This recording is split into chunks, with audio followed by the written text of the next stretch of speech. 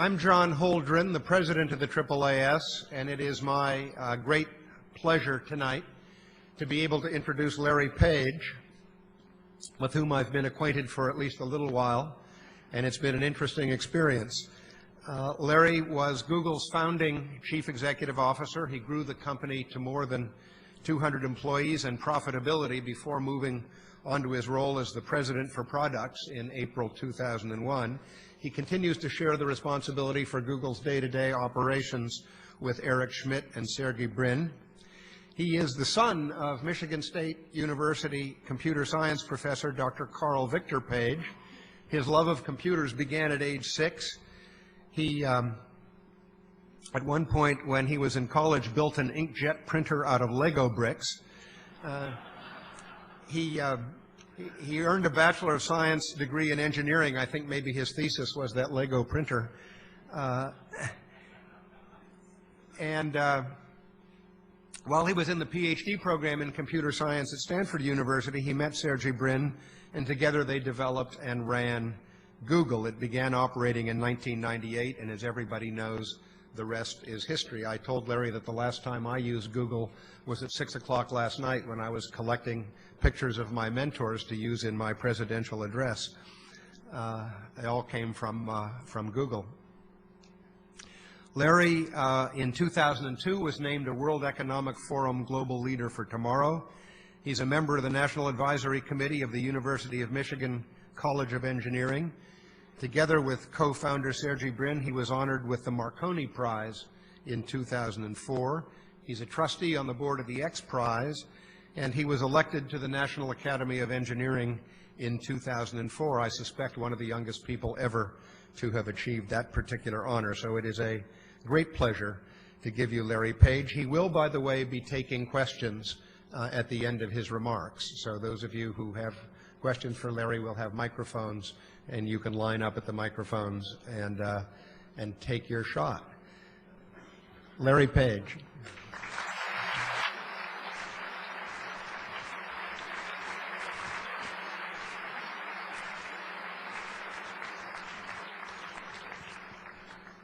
Hopefully this will work. Well, welcome, and it's a great pleasure to be here. I was just talking with my communications person, Elliot, here, and he said his father always enjoyed coming to AAAS.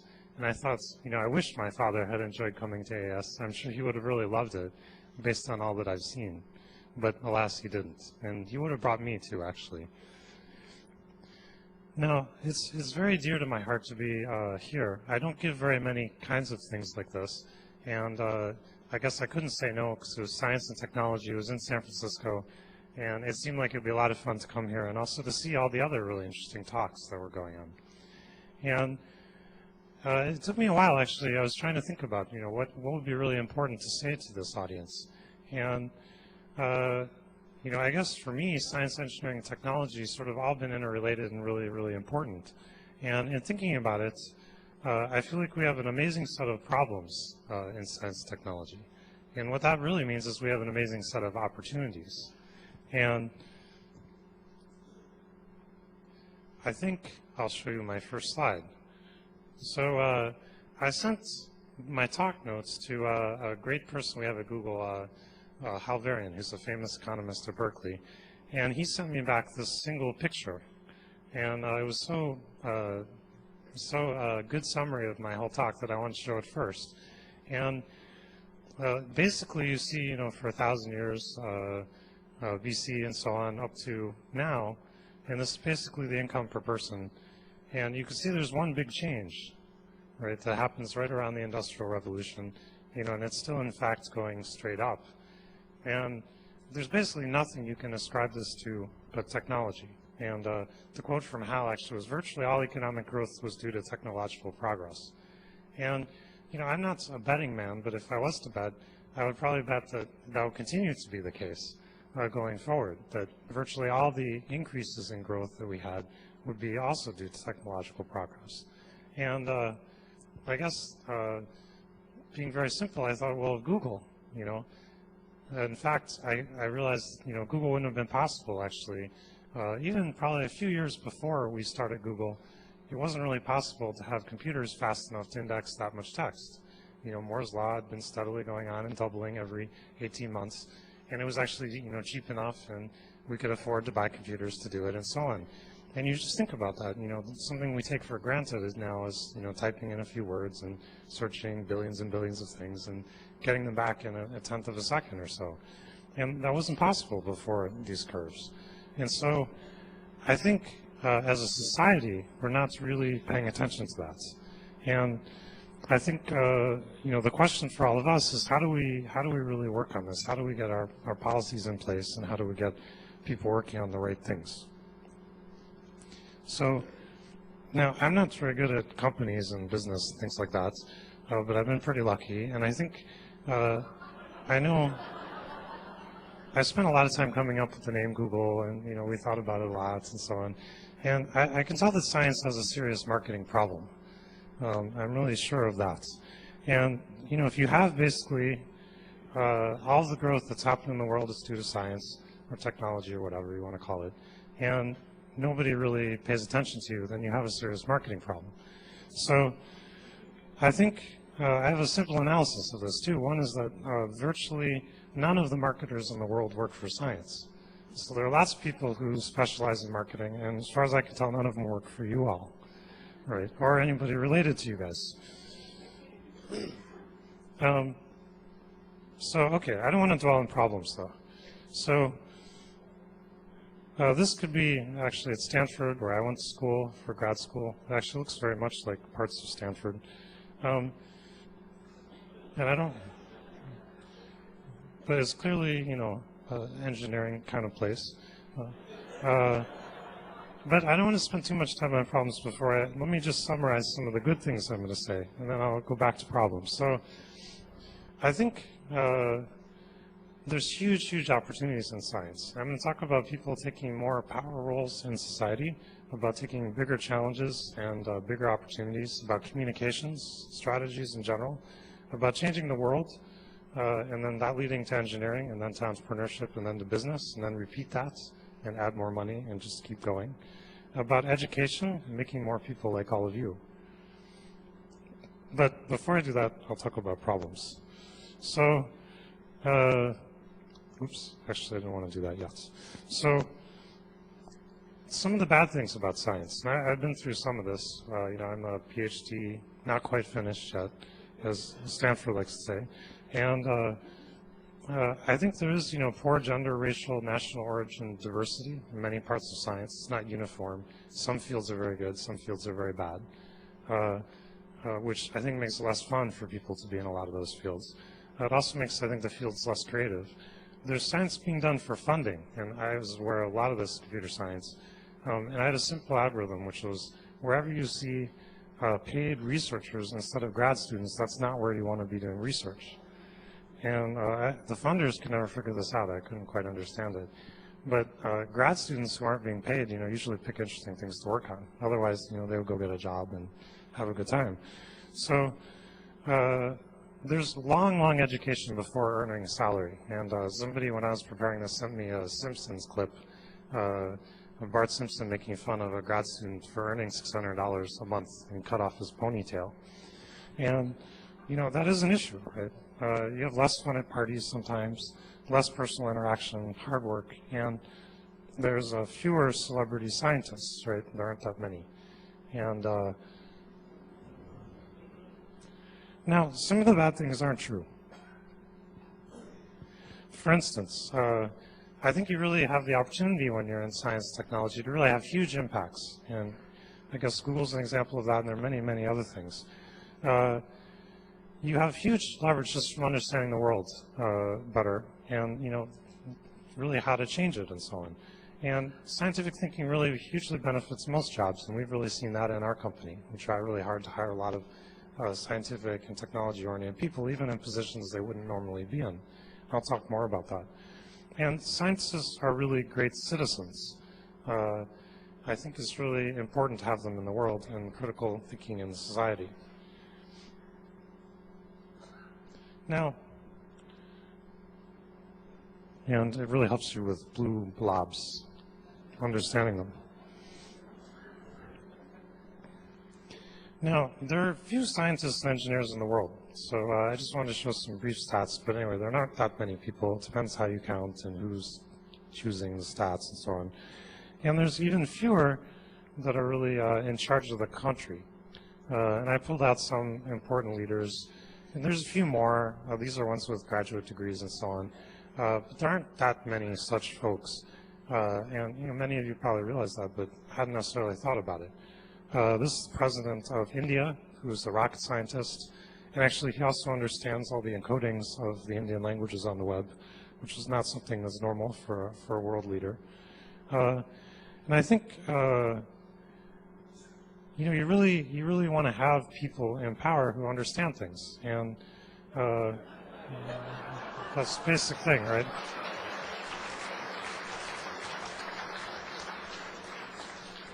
And I wanted to show this little. This is a pretty good thing. I'll just read it. You have to write this in less technical terms for me. Make it even less technical for my boss, even less technical for our VP, even less for our EVP, even less for our CEO. And compared to all other technologies, there's a big difference in the mouth area. This is kind of how countries work, I think, with regards to technology. And I don't think it's generally a good thing, since that's where all of the economic growth is coming from, and all the changes in people's lives and all those things. And it was actually amazing to me. So we're, Google's in the technology industry. And at some point, we decided we should hire a CEO. And we embarked on a long search, and we, for actually more than a year, probably, searched for somebody. And we had some basic criteria, like we wanted them to understand computer science. Because we figured, that's what we do. We program and, produce software, and that's the main thing that we do. And that turned out to be very, very difficult. We probably hired one of the only guys who had a PhD in computer science, who was Eric Schmidt. And just think, if you're a CEO, high-tech executive, and you're the only one who meets the qualifications, that's great, right? So I'm encouraging all of you to go out and do that. And Eric's a great guy, of course. He's been absolutely wonderful. But it's amazing how few people in positions of power have a deep sort of technical or scientific background. And I have a theory about this too. One is that basically has to do with meetings. And we try actually very hard to get our engineers to come to meetings at Google, and they never do. They just refuse. They sort of run screaming back to their computers. And actually, it's true for me to some extent too. I really don't like going to meetings. But I've fought it, and now I've sort of overcome that issue. And I can do that, and that's a very important skill to have. And one of the other things we do actually is we actually try to automate a lot of our meetings away with software. And so we have simple kinds of reporting and things you would typically do with meetings that a program emails you and says, what did you do last week? And then it emails it to everybody in the group with a little picture of you, so you can feel like you're connected to everyone. So, but in any case, I think it's really important to take positions of power and to really to move along and help the world. And the other nice thing about this is that science funding, depending on how you count in the U.S., maybe 1 or 2% of GDP, which is pretty small compared to other things. And you imagine if that's really causing all the economic growth, maybe if that was 10%, maybe you'd have 10 times the growth, right? Or maybe you'd have even more because it's really sort of an exponential kind of thing. And so, that would have a really big impact. And, presumably that's possible. So I'd encourage you all to control funding at the highest levels rather than funding for all the scraps. Easy for me to say. So this is the 1999 Google supersized American logo. And you notice it's bigger than the current logo we have, or wider. And what I wanted to talk about here was really working on non-incremental work. And I guess I started working on, I just thought I'd tell the history really fast of the research of Google. I started working on downloading the web. And my advisor thought it was a good idea to download all the links on the web and sort of analyze them. And we weren't sure exactly what to do. We thought it'd be fun to reverse them all, which had been done in other hypertext systems. And we thought that would be an interesting thing to do. And the links were pretty small, and we'd be able to keep them on a small number of computers and so on. And I thought this would take me a week. I was kind of optimistic, and my advisor, Terry, kind of laughed at me. He said, oh, yeah, I'm sure it'll take you a week. And, you know, so a few years later,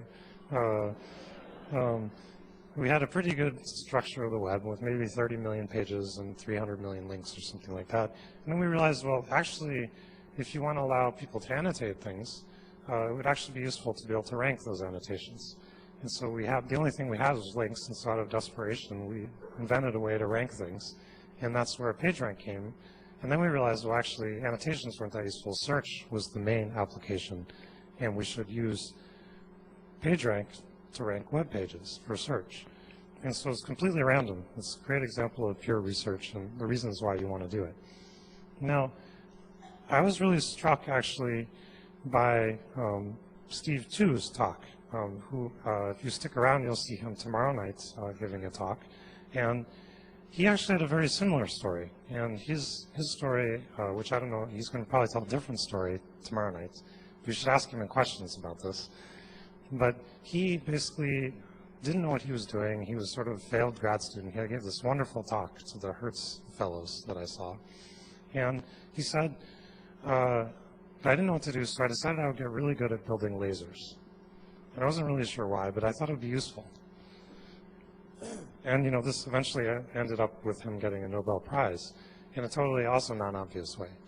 But the key thing was that what the common thread, I think, in those two examples is we had a set of links that nobody else in the world had. We had the link structure of the web, and we had pretty good techniques for processing it. Steve had a laser, you know, tunable lasers that almost nobody else had, and he understood how to use them in ways that other people didn't. When you have things like that, when you have some basic technologies, you find interesting things to do with them, right? And those things, you know, if you're lucky, really turn into something big. Now, I think the other thing to keep in mind is really few people try to do groundbreaking things. And we mentioned the XPrize in the introduction. I was amazed, you know, I met the XPrize guys, and they've been working for, I don't know, 10 years or something like that to get people interested in space. And they finally scrounged up some money, and they got the prize established, and they finally got, you know, a whole bunch of teams to compete on it. And then once they did all this and they got those successful flights, you know, they had, you know, billions of media impressions and huge amounts of interest, and there's people now working on commercial spaceflight. And you know, the main thing that happened was there was one guy who really convinced everybody. He spent 10 years convincing everybody that it was possible. And that was the hard part. It wasn't so much once people believe it's possible, of course it's possible, because, you know, we can do a lot of things if we think they're possible. So I think that's one important thing to focus on, is trying to get people to think things are possible. And the way you do that, I think, is you start with the media. That's really where, you know, most people are paying attention to the media, so that's an obvious place to start. I think I was just going to use the example of CSI. How many people have watched CSI? Wow, that's a surprisingly low number. You should watch it. It's a pretty good show. But it's, I think probably we'll have more crime scene sort of investigators than we ever need because of that show. I assume. I don't know. I haven't researched it, but it wouldn't surprise me. And it's amazing the things, the media that can really have an impact on. And I think the other good examples, I mean, who would have thought a former presidential candidate would start a TV station, which is based right here in San Francisco. This is Al Gore's current TV. And he's really trying to make a difference in that space and get higher class things into the media. I had some specific suggestions, though, which is I thought it would be good to encourage engagement by sort of, I don't know, why don't you use tenure and grants? Why don't you base that partially on media impact of things? And I know there's a lot of suspicion in science about, you know, well, the scientist is spending all of his time talking to the press or whatever, but, you know, if nobody cares about what you do, it's not a great thing. I mean, you're not going to get some resources and support and so on. It's a really important thing. I've seen some great programs to fund scientists, journalists, especially students. So, you know, we can fund a few students for not very much money and have them work at a media organization and write articles. And when that's happened, there's been tremendously better coverage of those topics. And, you know, the media organizations love it because they don't have to do the work then, right? And they're desperate to get stuff.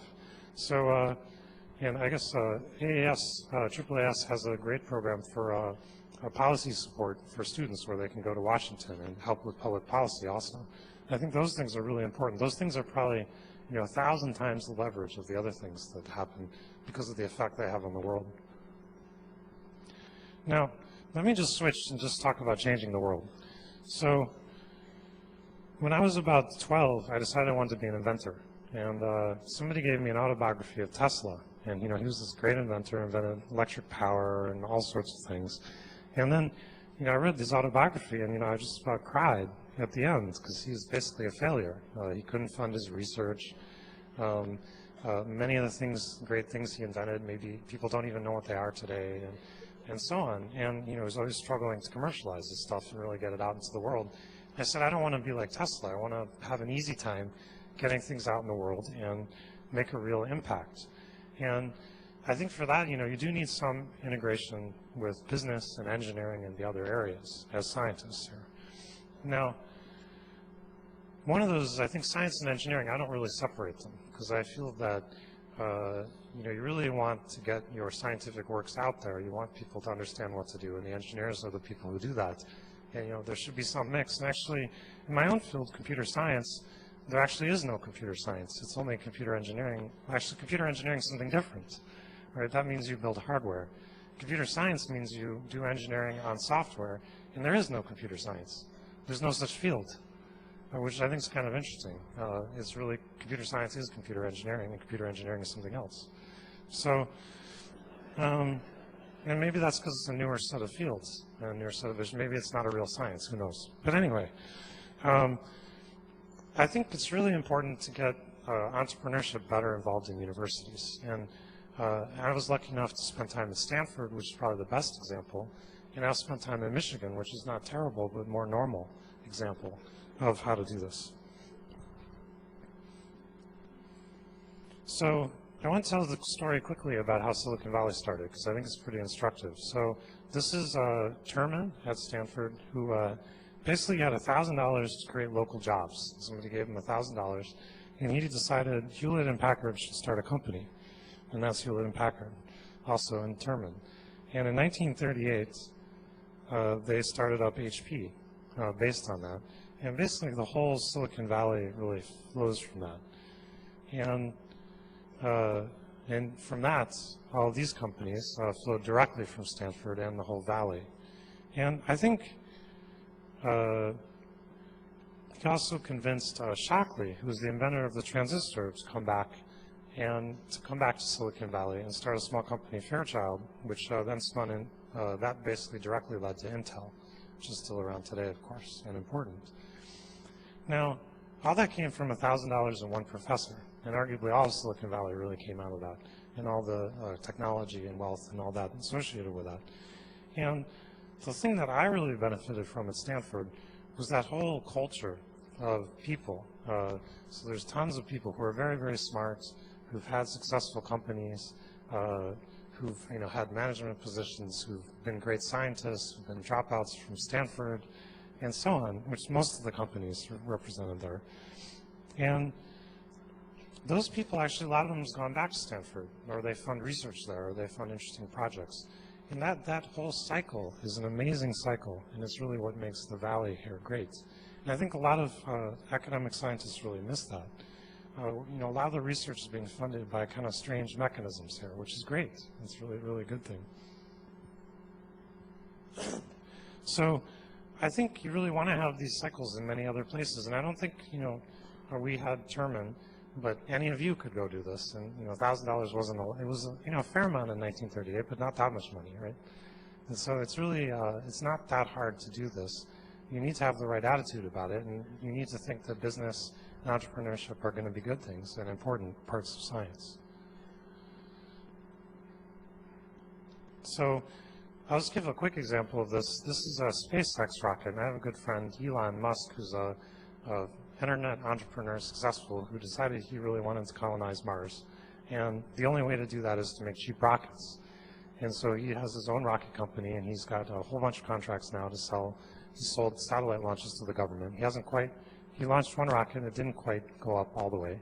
But he will soon. And I think there's just a lot of activity in these spaces as people really get involved in entrepreneurship and the technology of that. And he's hired a lot of great scientists who are working incredibly hard on making this real. So, education. Well, primary education is a clear problem in science. I mean, I don't have to tell you guys that. And I have a radical proposal, though, is I think universities should take it over. So, now I'm not exactly sure how to do that, but I just feel like universities are pretty good and secondary schools aren't, and so, anyway. But anyway, if I was in charge, that's what I would do.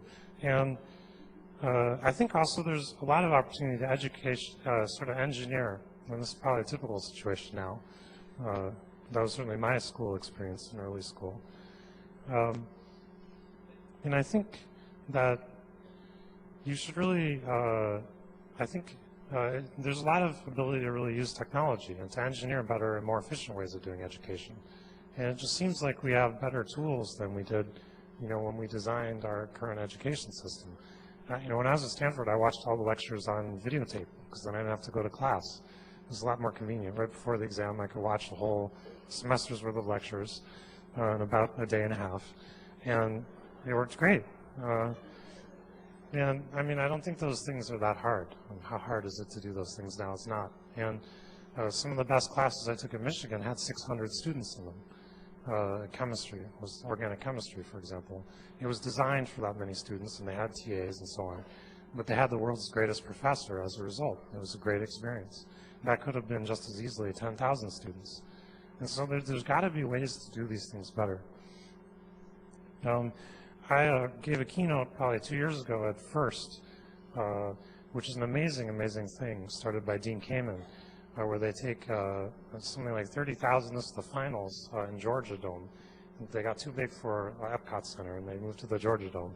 They have like 30,000 kids or something like that in, you know, building robots and competing. And, you know, you talk to these kids, a lot of them are inner city kids and so on. I have some stats here about the effect it has on them. It's an amazing effect on these kids. They really, you know, you talk to these kids, they want to go to engineering school. They have a whole new outlook on life, and it's done at a mass scale, right? It's done all through donations and goodwill of many, many people. So there's got to be other models that we can use. And, you know, if we're fighting about evolution, obviously something's really wrong, right?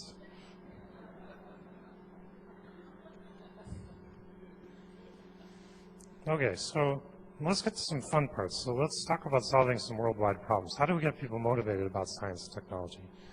Well, I think we want to basically improve our lot in life by doing really great things, by doing things that matter a lot. And one, I think the most obvious one is transportation. And I'll talk a little bit more about sustainability and energy and so on. But transportation is a huge use of people's time, of the energy in the world. And we basically haven't had any new systems since 100 years ago, right? We don't have, the only computer that's used in transportation is an elevator, right? It's the only form of transportation that I've seen that really uses computers. You can push a button and it takes you there, right? You know, planes can do that, but they're not, we don't allow them to do that. We still have pilots. Most planes can land themselves now, the big ones. But of course, we wouldn't want that to happen. So I think this is a really obvious one. I think there's tons of things we could do.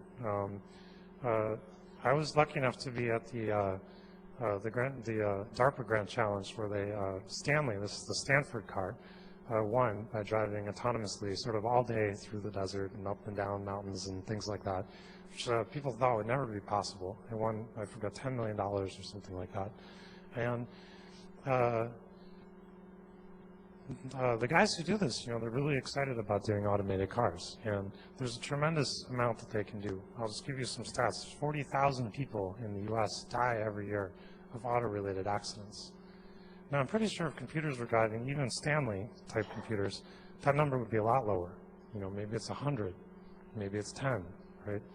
But it's a lot lower, and it's not that far away. And I know also there's probably only 100 people in the world that are working on that. Is that right? I don't think so, right?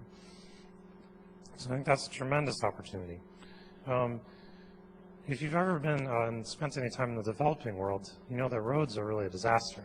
right? There aren't really any roads, and your average speed is probably 10 or 15 miles an hour, and it's a big issue. And we're of course used to our roads here, but they actually take a lot of resources to make and maintain.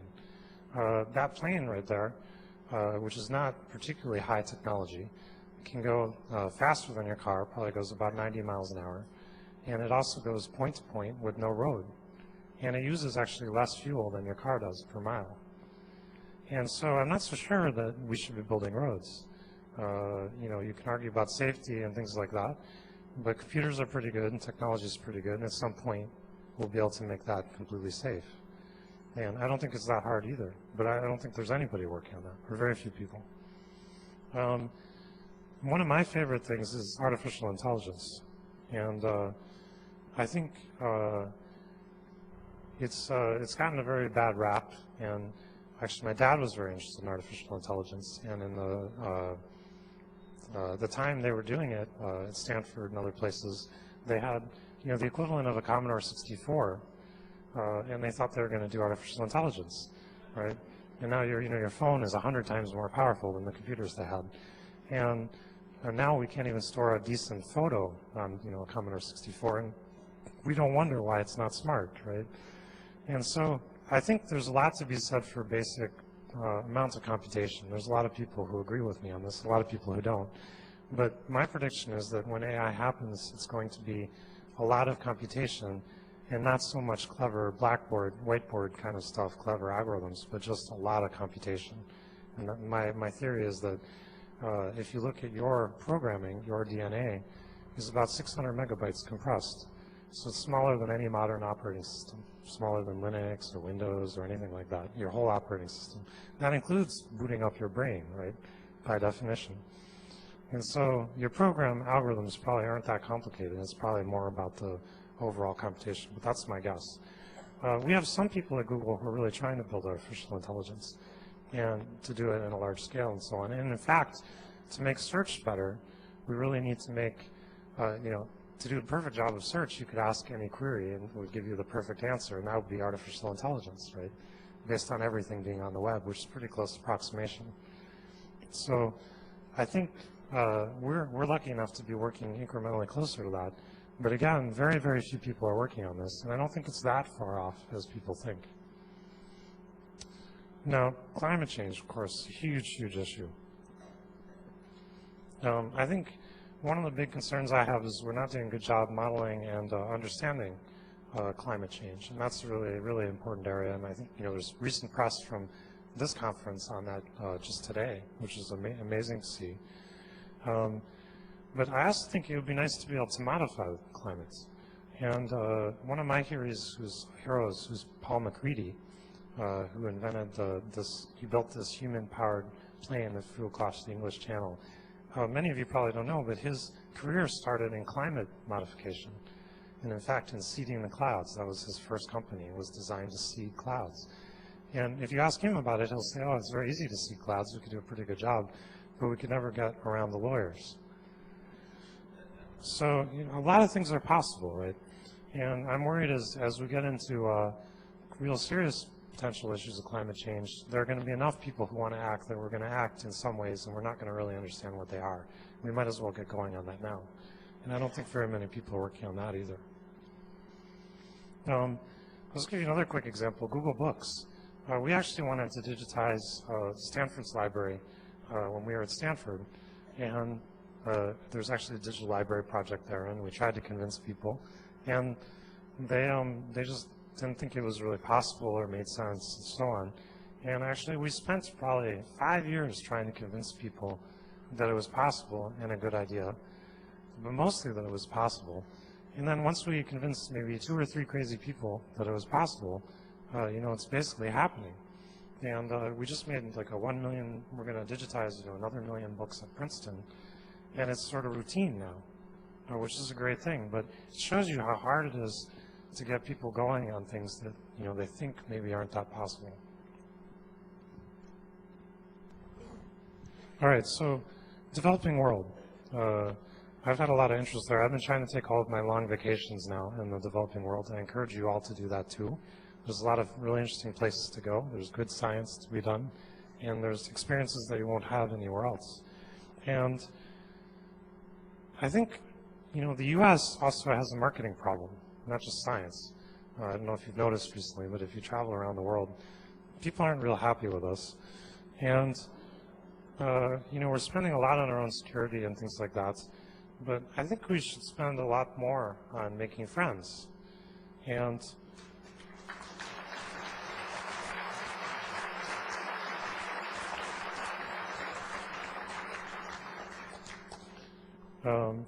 that's especially in the Middle East, in Africa, and elsewhere. And there's a lot of things to be done. There's issues of clean water, which there's lots of technological and social and different kinds of issues. There's medicine, and health, which there's been more progress being made on recently, which is great to see some of our pharmaceuticals being used. That's certainly going to cause a lot of goodwill in the world. And food, and of course the scientific version of food as represented here. And I assume this is genetically modified. And also communications, which has actually had a big impact in a lot of these places. I was just in rural Ghana, and half the people there had cell phones, which is pretty amazing. It's not that prosperous place, but it's important to have communications. And it's pretty easy to do these days. And of course poverty. And I don't know what all the answers are to these things, but I do know that if you looked at that curve at the beginning of the graph about how we moved everyone away from farming and basic sustenance, it was through technology. And there's a lot of technologies that can go into these places which aren't the same as the ones we have here, which can work great, which need all of you to do it. We've been trying to do this through Google.org. And we were lucky enough when we went public, we put about 1% of our resources into Google.org, 1% of our stock, and 1% of our time, and so on. And that's now more than $1 billion now in there to be used. And we're trying hard to figure out what to do with it, and what kind of projects to do, and so on. And mostly the kinds of things I just mentioned. What we realize is that's really a small amount compared to what gets spent already. And it's also not clear where you spend it. I mean, you actually need good projects, and there are very few people doing these things. So great opportunities there to make new friends and to have a huge impact. Now, energy, environment, and climate. I mean, this has been a huge issue everywhere we go, and it's definitely real. I just wanted to give you some quick, fun figures on this. So there's been a lot of talk about nuclear reactors. And my favorite statistic is that in Nevada, or say some part of the US or the world that has a lot of solar radiation, the amount of solar energy that you get per square mile is 800 megawatts average. So over the whole year, day and night, if you take a square mile in Nevada and you coordinate it off and you measure the heat energy that's from the sun, that's 800 megawatts. Now, you might wonder how big a nuclear reactor is. Well, big ones are a couple gigawatts. And, I haven't measured one on Google Earth or whatever, but I assume with security and cooling ponds and, big cooling towers like this, they take a couple square miles. So for an average nuclear reactor, the energy that hits it from the sun is the same amount that it produces. So I'm not sure this is the best answer for how to produce energy, given all the other issues.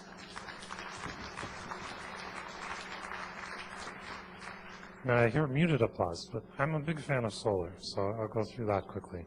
So this is in Southern California. This is a pretty simple design, solar thermal installation, and I think it's 10 megawatts or so. It's pretty small. And basically just heats things. So it heats, in this case, it heats oil in this pipe in the middle from a parabolic reflector. And this thing is expensive. It's maybe 5 times too expensive right now. But they haven't really cost reduced it. And I don't think making steam from sunlight is that hard.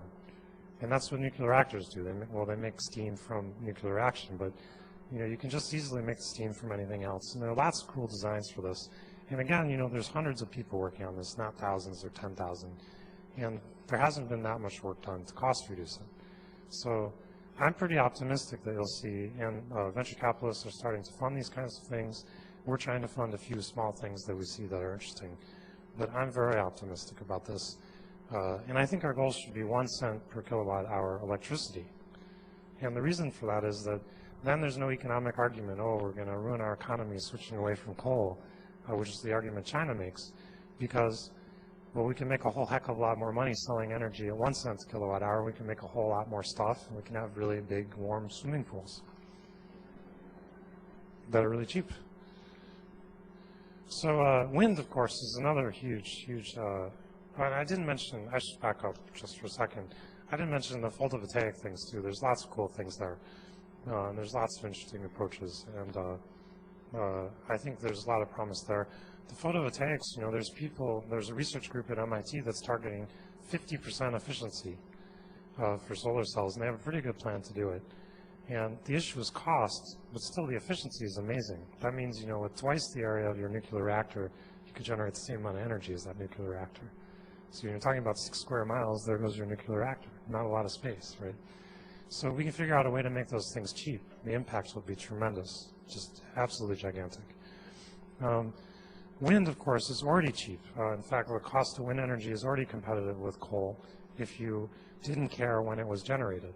Now, the problem, of course, is it's not windy all the time in all the places. So the real cost of wind is more like 3 times what the actual cost you would pay for it is. So it's maybe 9 cents a kilowatt hour instead of 3, which is what it'll cost if you're generating it all the time. Or sorry, I didn't say that right. If you're buying wind energy, you'll pay 1/3 as much for it because of the variability. So the cost of generating it is only about 3 cents. So the issue with wind is distribution. And there's been some studies done if you had wide-scale distribution, and I'm talking about all the way from northern Africa and Morocco all the way up to northern Europe. You had a good electric grid that connected those. You could get 80% of Europe's energy and northern Africa's energy from wind with no oversubscription.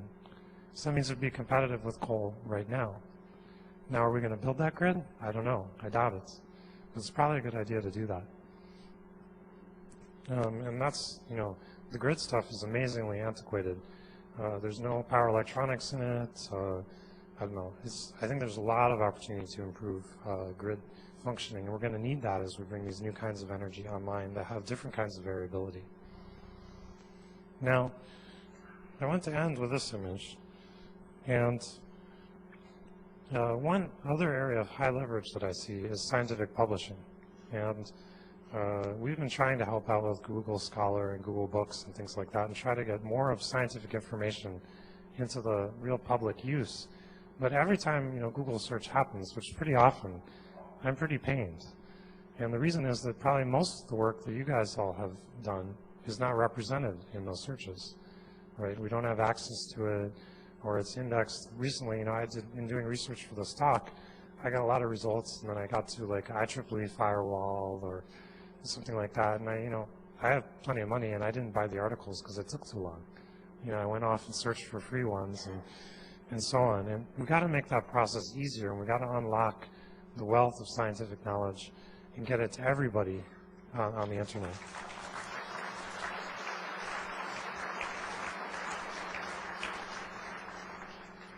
And there's great proposals in those areas to, do the time lapse and all these kind of things. I don't really care what we all do, but we should do something. The current situation is not good. So in closing, I want to talk about I tried to give you just a flavor of some of the examples I see where there's big opportunities. And most of those things, the same thing we do at Google is we try to get people working on these things. And it's usually small teams, right? These aren't 10,000 person efforts, right? Usually like a small core team of like 10 people is really what makes it happen. And so it's not a big cost either. And you can have a really big impact. It's really fun to be one of those 10 people, right? And so I don't know. Anyway, there's 100 more areas I'd love to talk about, but I don't have time. But I will take questions now. Thank you.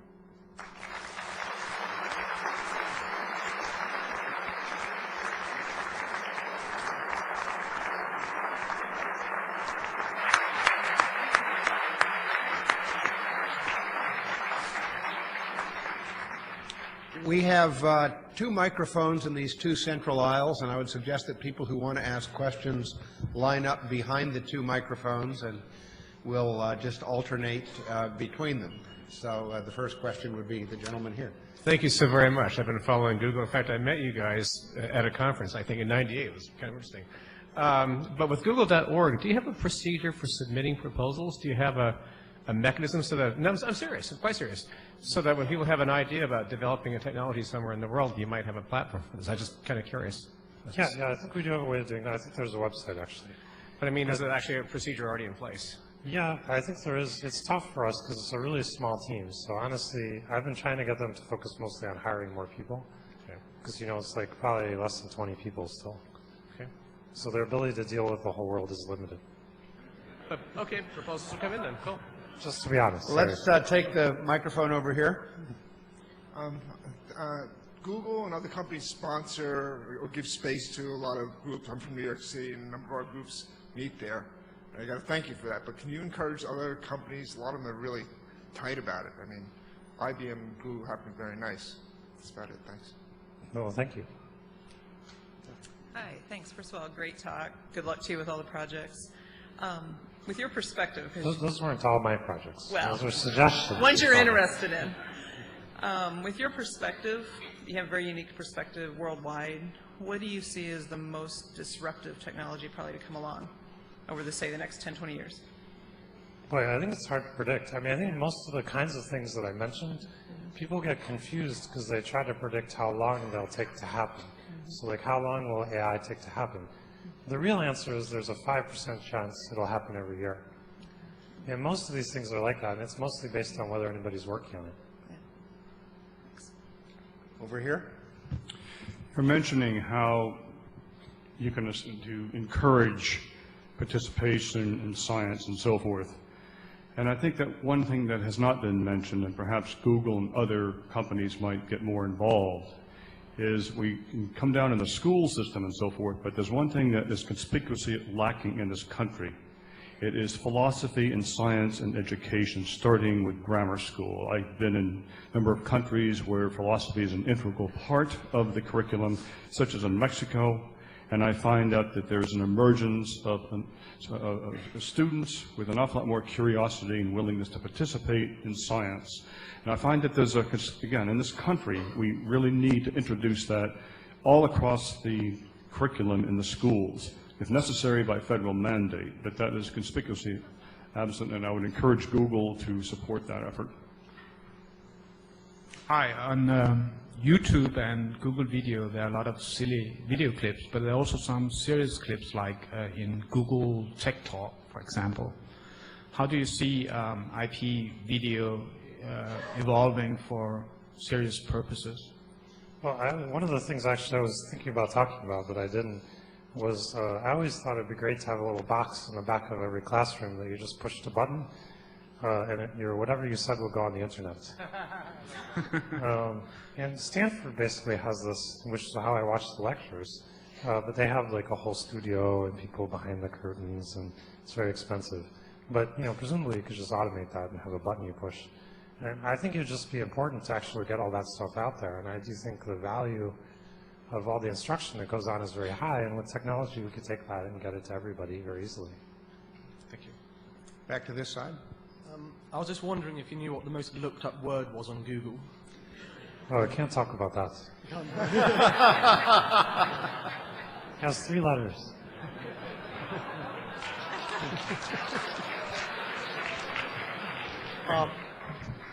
Hi, Larry. I'm deaf myself, and I use the my interpreters here. I want to congratulations on you received a question for YouTube. One problem for the deaf individuals is it wasn't completely accessible, the Google videos and the YouTube, because they lack the caption. I see here we have the captions for the others. I think it's a great idea, and if you can put your closed caption on the video, Google video and YouTube, I mean, that would be wonderful. Yes, he's asking about captioning on video, yes. YouTube and so on for... Right. Do you plan to support this in the future? I think it's a very important area also, just to be able to index all the speech. Yes. So there's a lot of research programs that go on that try to index speech automatically, and also just have people convert the speech also into text so it can be indexed, and so that people can see the text instead of just the audio. So I think it's a very important area. Thank you. Over here. Hi. You have moved over from being a science and engineering person to being a big business leader. I'm actually with a business magazine. I haven't moved too much. A little bit, though. And you also have an enormous amount of resources, both your time and your energy and your money, that you're focusing. And I noticed with Google.org, you said something about how you were trying to, decide what to do with this money and use it efficiently. So do you feel that there's a need for taking sort of scientific method and applying it to business and organizational decisions and evaluating projects and deciding how you're going to choose where you're going to spend your resources? I wish. Business defies a lot of scientific thinking because you don't get to do things twice usually. So it's hard to know whether you did the right thing a lot of times. We try to be as rigorous and sort of analytical as possible, and I think that does help, but most good businesses do that. Over here. So when you apply to Google, often they ask you these test questions to think how you think, and there was one that I wanted to know what your response would be to. So one of them, I believe, is what is the most beautiful mathematical equation? And I just wanted to know your response to that. I don't think I should give the answers out. Can I venture a guess? Also, I don't think they would hire me. Okay. Well, I thought of that question, and my answer probably would have been x squared plus a constant iterated over the real and imaginary plane, which is the Mandelbrot set. So. Yeah, that sounds pretty good. Okay. Okay, It's a over very this side, beautiful please. answer. Yeah. Hi, Larry. I'm Bill Smith. I'm a statistician. I kind of like the equation affinity. I've been doing research on statistical application of the knowledge, multidisciplinary, and I've been picking out the numbers for 30 years. I'm from the industrial town, San Leandro. They made a movie about it. And I've got 4 nanotechnologies. They look at the solar tax credits cut off because they wasted energy. You do contact lenses instead of glass sheet. You save a lot of energy with film. And I saw this material when you came up. I came in tardy at the end here. And they can do that with film. And I spoke to these guys with the 60-sun concentrator. They weren't interested. Last night the speaker said, you want to do multidisciplinary things. And he said, you can't clean the atmosphere very cheaply. You want to do it with exhaust pipe. Well, I used to house a lot of different people, like the Electric Auto Association president. And I find they keep coming up with the statistical information off of everybody, and I keep sharing it with everybody. And it's an amazing thing. You want to do multidisciplinary things, you want to have the numbers on things, and then you can go down the road, and it's a process of elimination for the new materials of design. You take your physics, you get the chemistry, you get the engineering materials. And you come up with engineering, you get the engineering solutions, and you have a whole new industry. I've got 4 nanotechnologies for these alternate technologies, and I'm laughing at these people left and right. We need to get the knowledge here. That's where the jobs are going to happen. I'm doing military-based conversion process. I've got 2 more nanotechnologies for the brain. And I'm chasing 7 billionaires so far because the system can't cooperate because they're not designed. But do you have a question? All I've got is answers, and I'll email you. I'm Bill Smith. I just had a meeting with my mayor 3 times. They want to do a new institute here. Clean Tech Institute? Thank you. Over here, please. Hi. I have sort of like a question challenge. I have found a way to conserve heat, and I thought I'd ask you if you'd be willing to try what I do. I've lived for 30 years without heat in the house. And the way I do it is I simply wear a down jacket and sleep in a down sleeping bag, and it's amazing how much energy each of us can save if you don't turn on the heat. I know it seems strange. Would you be willing to try it for 1 year? Come on, give me a break. It's not that bad. I live in San Francisco. You live in Palo Alto. It's easy here. Wait, do you have a wife? Yeah. Sorry. Well, there's an alternative. You could use as much cayenne as I do, too. I keep her warm. All right. That's good. Just a challenge. Well, I think it's a good idea to do that, but I don't think you'll get everybody to do that. I would be willing to do it in Maine for a year to show how easy it is. It's actually relatively easy once you get into the idea. Okay. We'll invite you to try Maine for a year and report back next year. By the way, over on the right, please. By the way, if you built all your new cities with an extra pipe for just hot water from the existing power generation, you could probably heat everything for free. Which they do in some, like the town I grew up in, Lansing, Michigan. They heat the whole downtown with a power plant through steam. Well, they have geothermal, but yeah. Good. Hi, good evening. My name is Charles Jean. From Mr.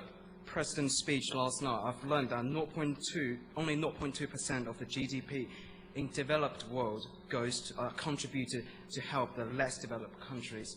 Do you think, as the chief executive of such a big corporation, Google should use its wealth, its resources, and its internet power to devote into helping the poor in those nations?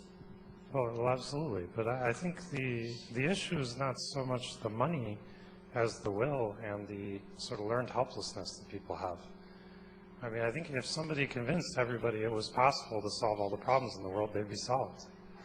Right? It's not, and a resource will get allocated, and there's a ton of governments and people and everybody around the world want to help if they thought it was working. So that's the trick, is to get something people believe is going to work. Don't you think Google should intervene more with all the foreign governments and especially in all the poor nations? I think we need some projects that really work, that work at scale and that people can put a lot of resources into and be excited about. Thank you very much. Over here. So I suppose that Google employees, the oldest, have 5 years employees. But do you get some 50 years old? What do you look for people who are older than 50? We're definitely hiring people.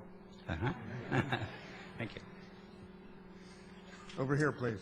Thanks so much for your talk. I'm completely pro-technology improving the lives of everybody here and in the developing world.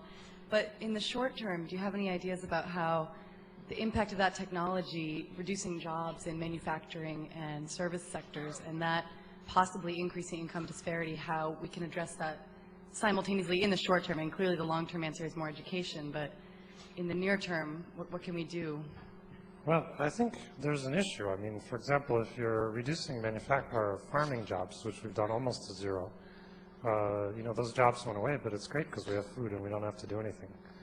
So I think the issue there is if you're focused on jobs, that's not the right metric. I mean, I think it would be great for, you know, searches to happen automatically. I'm glad that I don't have to answer them myself. It'd be a lot of work.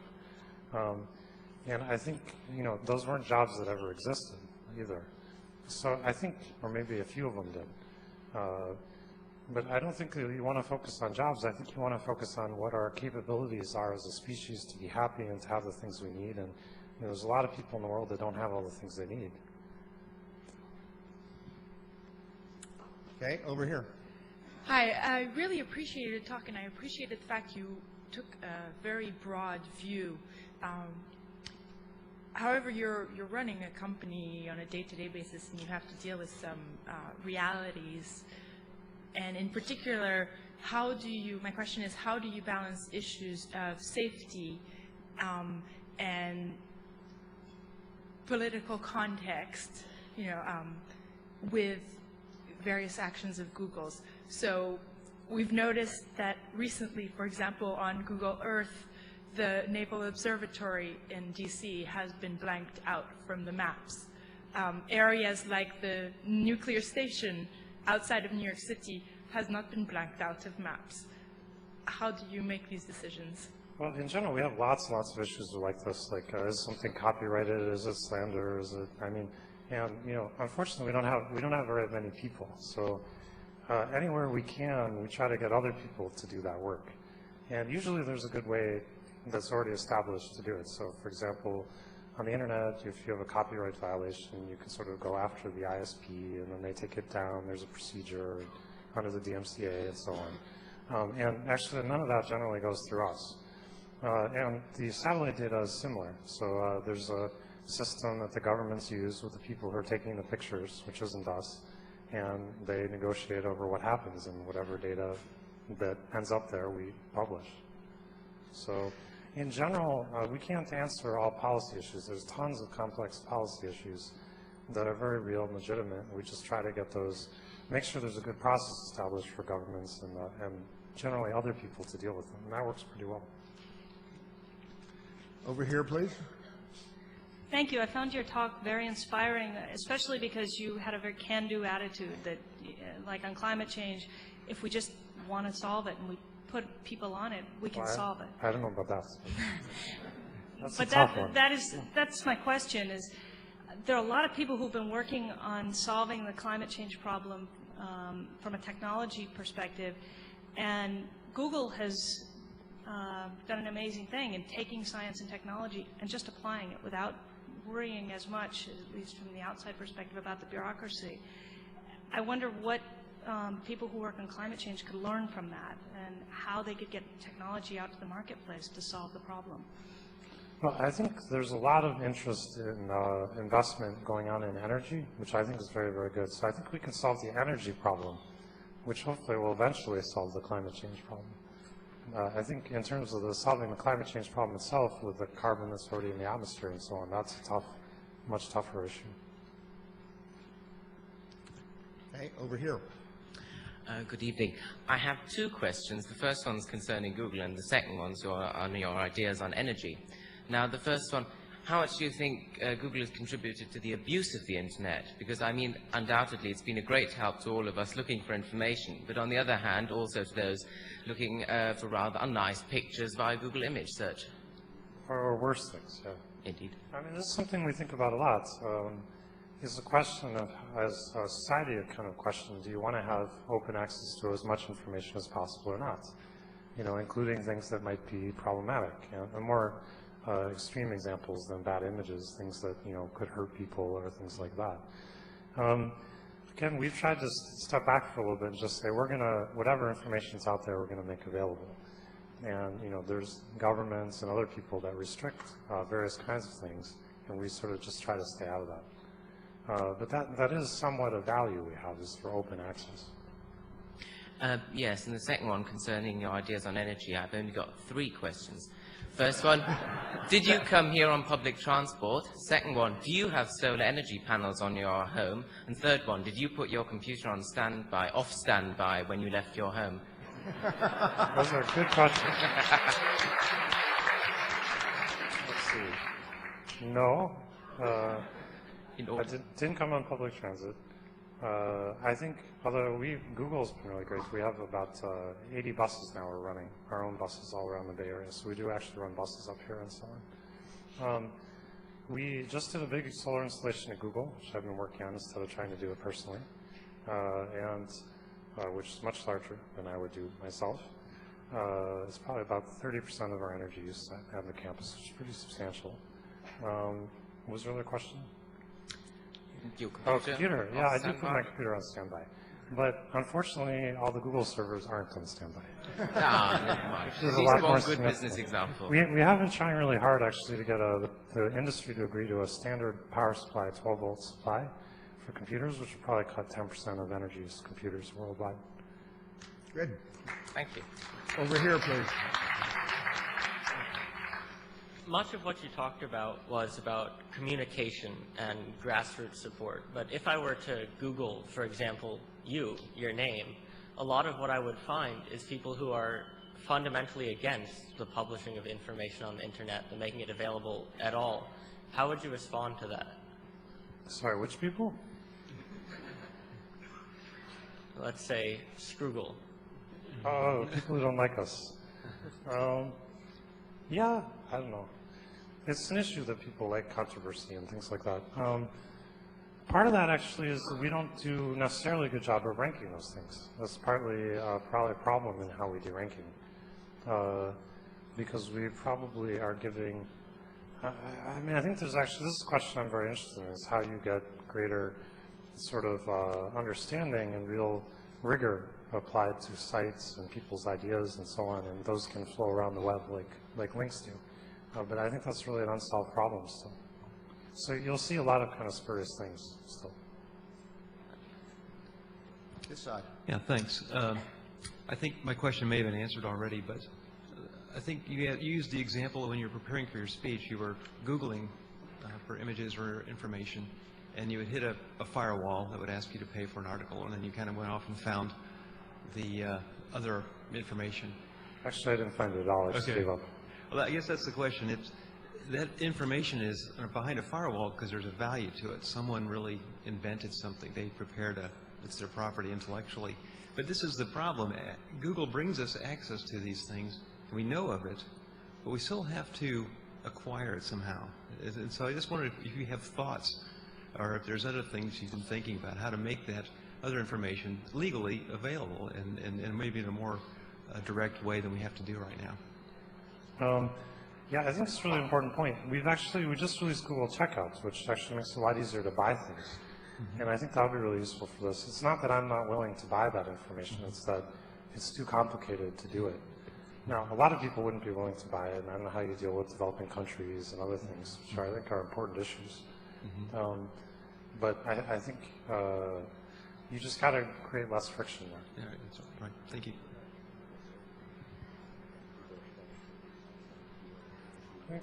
Let's take 2 or 3 more before people get tired. This is kind of an open-ended question, but I was just wondering what your thoughts were on politics and government, and I don't mean about like the current administration or anything, but like theoretically, government is kind of inefficient, and I was just wondering what you would, if there were any thoughts of the reasons behind that, I guess. Boy, I don't know about that. I'm amazed there aren't more candidates, and I think that's partly a function of what it's really like to be a candidate. And I think that would be a relatively easy thing to fix. Maybe change our system so we get a lot more people involved. Okay, last one. Well, so it was wonderful to hear you speak about the grand challenges in the world apart from the grand challenge of search. And I was wondering what sorts of initiatives you have in the short term and long term to actually address global climate change within Google. We're trying to we use quite a bit of energy, not compared to like, a big, I don't know, Exxon or something, but we use quite a bit of energy, and we're trying to make sure that's renewable and carbon neutral and all those kinds of things. Mostly that's been a way for us to learn about things, like we bought some offsets, things like that. And I don't think we're completely happy with that experience. And there's been a lot of, I've been reading articles about it too, other people are pointing out issues. So I think, I don't know that we have really great ideas about that. It seems like the greatest leverage we can have is to try to get some really interesting people doing interesting stuff, actually building things that could generate a lot of energy. So the solar things I mentioned and wind and things like that, I'm pretty optimistic that a small team there could make a huge difference in the world in a short amount of time. Good. Well, we are 10 minutes over time, so I want to thank Larry Page.